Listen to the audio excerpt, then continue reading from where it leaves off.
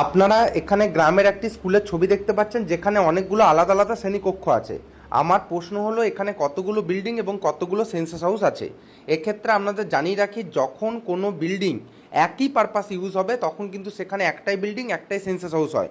সুতরাং যেহেতু স্কুলের ক্ষেত্রে একই পারপাসে ব্যবহৃত হচ্ছে, সুতরাং এখানে একটা বিল্ডিং এবং একটাই সেন্সাস হাউস হবে।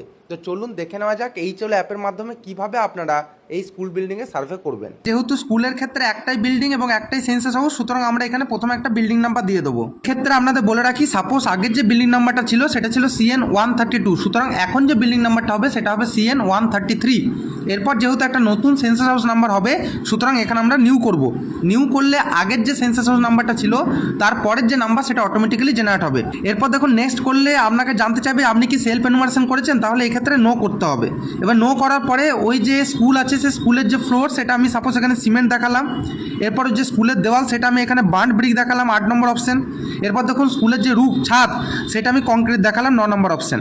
এরপর নেক্সট করলে দেখুন আসবে ascertain use of census house. যেহেতু এটা একটা স্কুল তার জন্য দেখুন 4 নম্বর অপশন আমি পাচ্ছি স্কুল অবলিক কলেজ। এরপরে দেখুন এন্টার অ্যাকচুয়াল ইউজ, এখানে আপনারা স্কুল কথাটি লিখে দেবেন। এরপর যদি নেক্সট করেন দেখুন 8 থেকে 34 নম্বর কোশ্চেন আর আসবে না। একবার আপনারা এটা রিভিউ করতে পারবেন, রিভিউ করে কনফার্ম করে দিলে ডেটাটা আপনার সাবমিট হয়ে যাবে। সুতরাং আপনারা দেখলেন কিভাবে খুব সহজে এইচএল অ্যাপের মাধ্যমে আপনারা একটা স্কুল বিল্ডিংয়ে সার্ভে করবেন। এরপরেও যদি আপনাদের কোনো প্রশ্ন থাকে আমাকে কমেন্টে জানাবেন, আমি অতি অবশ্যই পরবর্তী ভিডিও বানিয়ে সেই প্রশ্নগুলোর উত্তর দেওয়ার চেষ্টা করব।